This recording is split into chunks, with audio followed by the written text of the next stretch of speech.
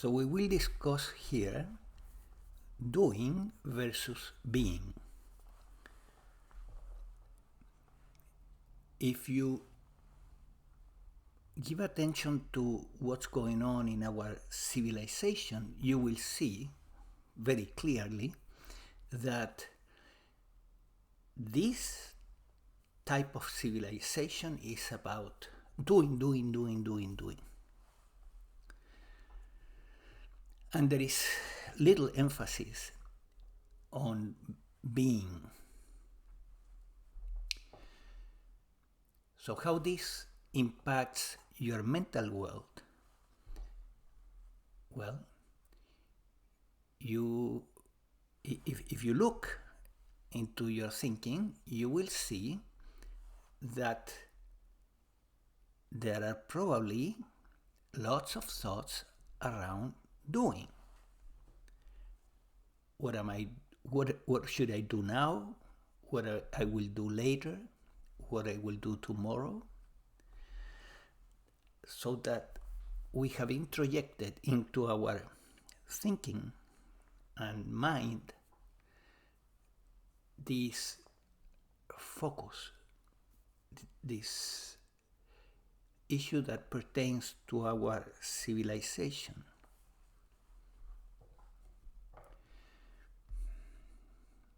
And what is the impact on our spiritual life?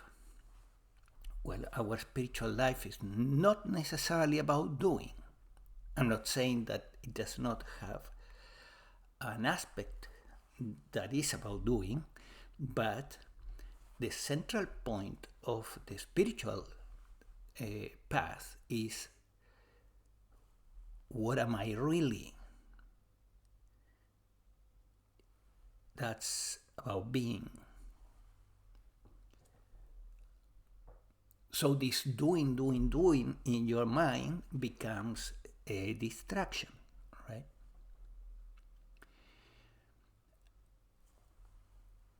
But it's not only reflected in your thinking, it is reflected also in your values. Because of this intense focus, year after year, decade after decade, into doing, in your thinking, in your values, you value more doing than being. Most likely, unless you have been in the spiritual path for quite a while.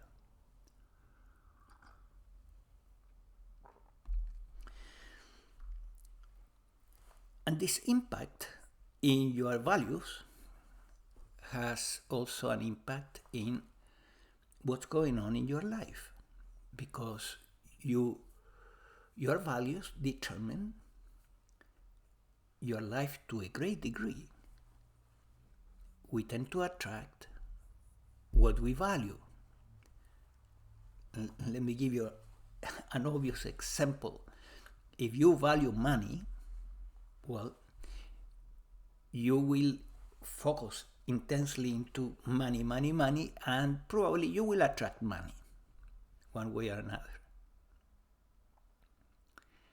So what we value, we also give energy to it, and as a result, we attract that. So the more we value doing, the more doing we attract.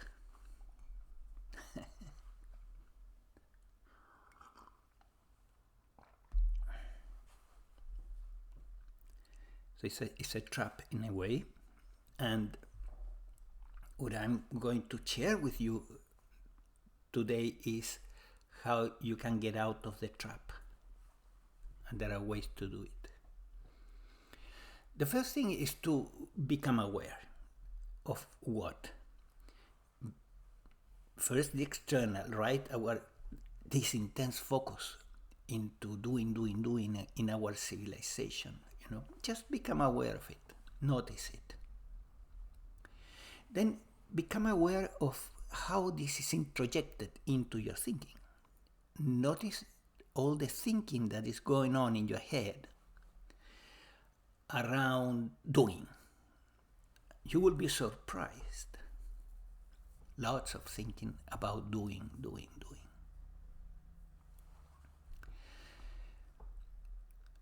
So awareness is power. Awareness opens the door for change and for a better life.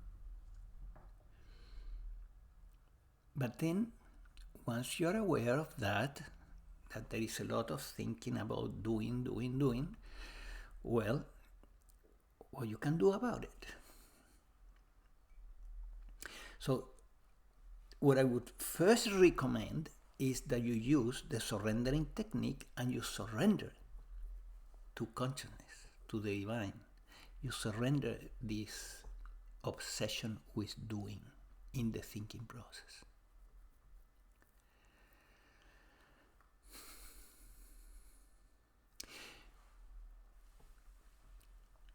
But this doing is more insidious, these thoughts about doing are more insidious than you think, because they are connected to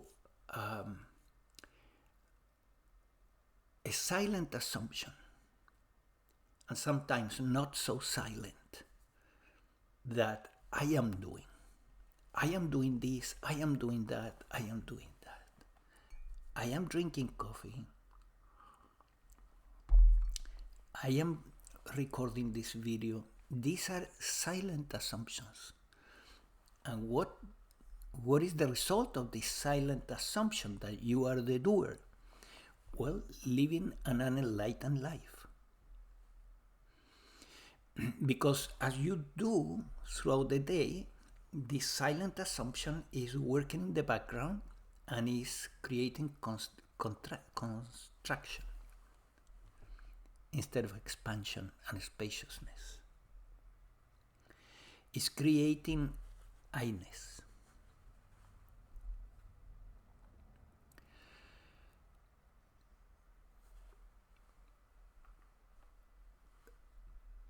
Now, this issue is not entirely an Advaita issue. The Advaita tradition obviously has addressed this issue, pointing in different ways the Advaita teaches to the truth that you are not the doer. We are not the doer. Why? Because the I is not there, it's not here. So the doing cannot be done by this fictional I. But not only Advaita has focused into this. If you look at other traditions, like Karma Yoga in the East, and some Christian traditions, like for example, there is a Christian group that they focus into using their work to attain God.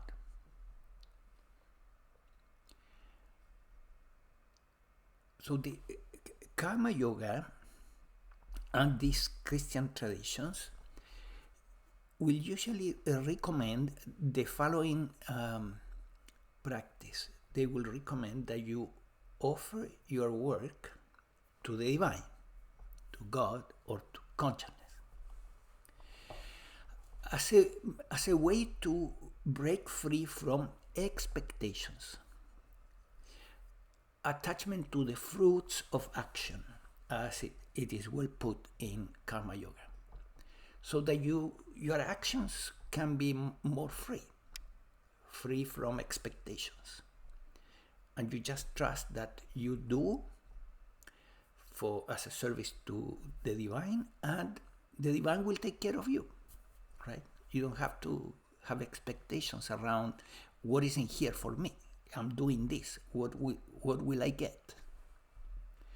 So that's one pillar in the path of Karma Yoga. But there is another one, and it's deeper. When you look into the teachings of Karma Yoga at a deeper level means realizing that you are not the doer. Sounds familiar? Of course, same as in Advaita.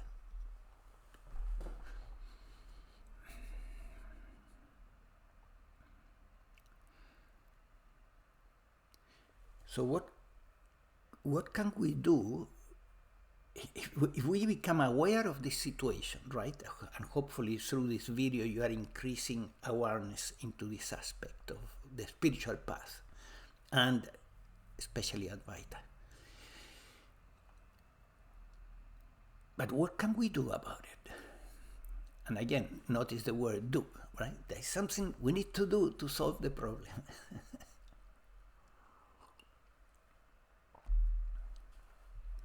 Well, yes, in this case, there is something you can do.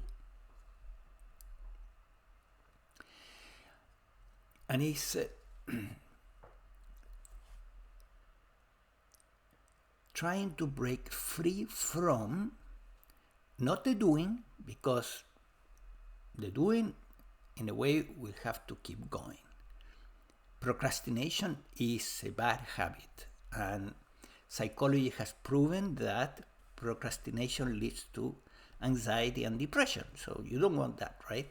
Procrastination is not the solution. Not doing.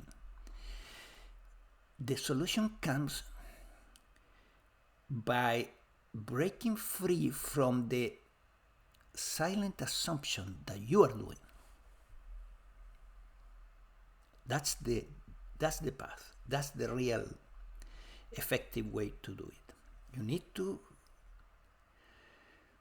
eliminate that particular silent assumption that I am doing. Well, you may say, would I replace it with? Replace it with the truth. What is the truth? Nobody's doing anything. Things are being done, which is different. This recording, this video is being done. The watching of the video, in your case, is happening. Nobody is watching the video, but it is happening. The drinking of the coffee is happening.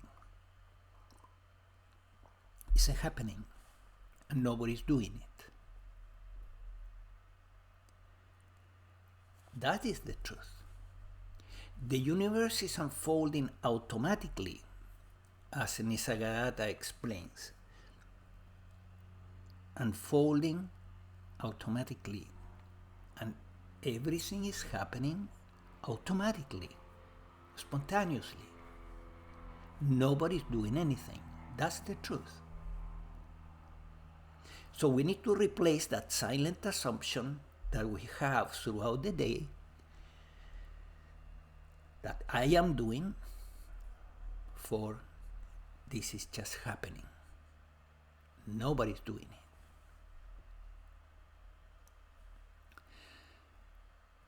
And because Advaita works with questions, right? Questions lead to the truth. The right question. And the right question is, in this case, who is doing this? So, whenever you initiate a new action throughout the day, you may ask yourself, who is washing the dishes? Who is preparing the food? Who is eating the food? The answer is nobody, right? It's happening only. But the question is pointing to that truth. So you keep asking during the day, who is walking? Who is going for a walk?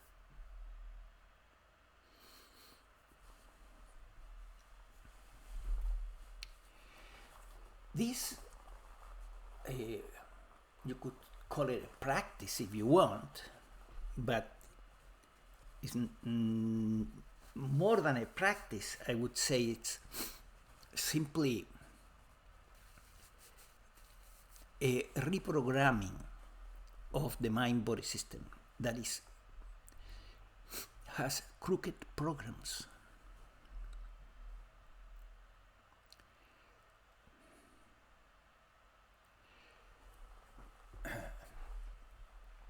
Now, I hope this helps you, because this is a crucial aspect of the Advaita path and of the spiritual path in general. But I got to explain that in order to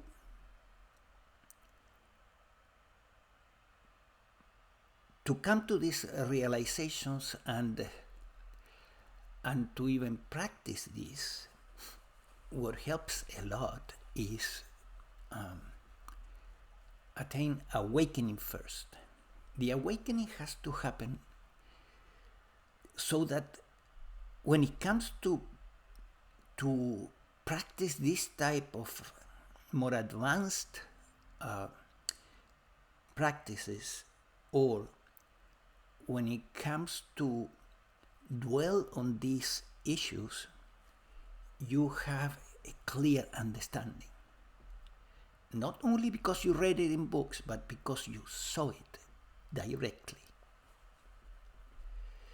And we see directly that there is no one here in the mind-body system in the experience of awakening. That's what awakening is in Advaita, is the seeing clearly that there is no one in the mind-body organism, that there is a mind-body organism, there is awareness in the mind-body organism, and there is no one inside.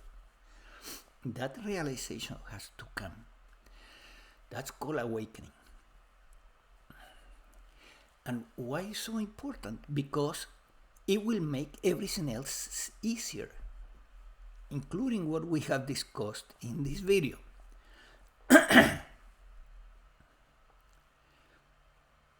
So get awakening. And I leave you below, at the end of the description of this video, a link to the awakening protocol. The awakening protocol is designed to trigger the awakening. And I wrote the book about the awakening protocol that you can find also in Amazon. But what I would recommend is to go through it, to really have the experience. It's 4 hours, 3 hours, 4 hours, 5 hours, whatever is necessary. I present the awakening protocol on Saturday mornings, and get in contact with me. I leave you my email below too, and we schedule an awakening protocol for you. It's one-on-one.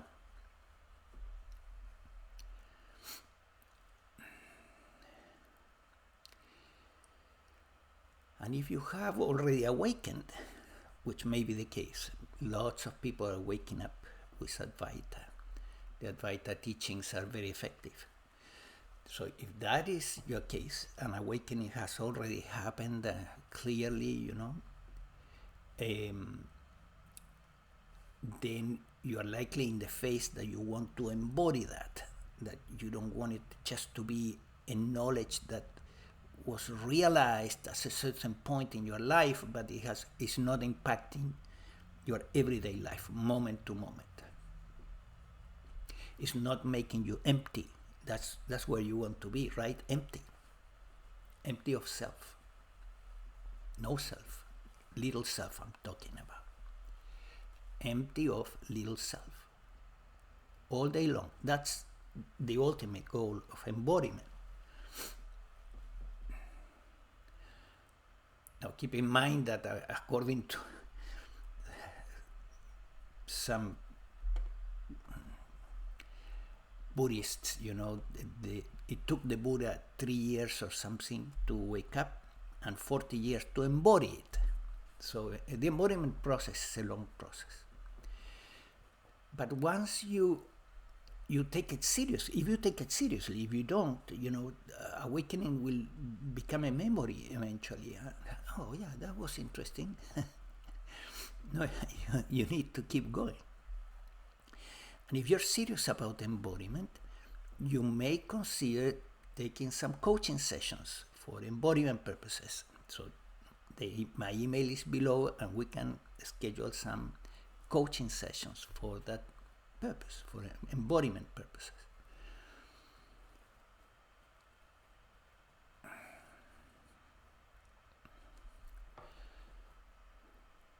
So I hope this helps you. Look, this silent assumption that you are doing throughout the day is nasty. It is the destruction of the truth that there is no one in there. That needs to be removed. So take this video seriously and begin to ask this question at the beginning of the different actions throughout the day. Who is preparing the coffee? Who is drinking the coffee? Who is washing the dishes? Who is walking? All these questions, right? That are pointing to the truth that there is no one doing any of these things. And therefore, that silent assumption, I am doing, begins to get thinner. And the truth, nobody's doing anything, everything is happening automatically, becomes more real in your life. And how do you know that it's becoming more real? You know it because you feel a sense of spaciousness.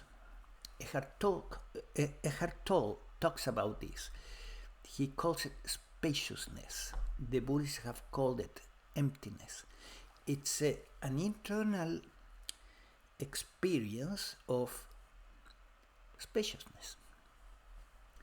And when you begin to notice that this is happening, this spaciousness, this emptiness inside, you know that you are getting in contact with the truth, that there is no one here, because that comes with the elimination of the ego.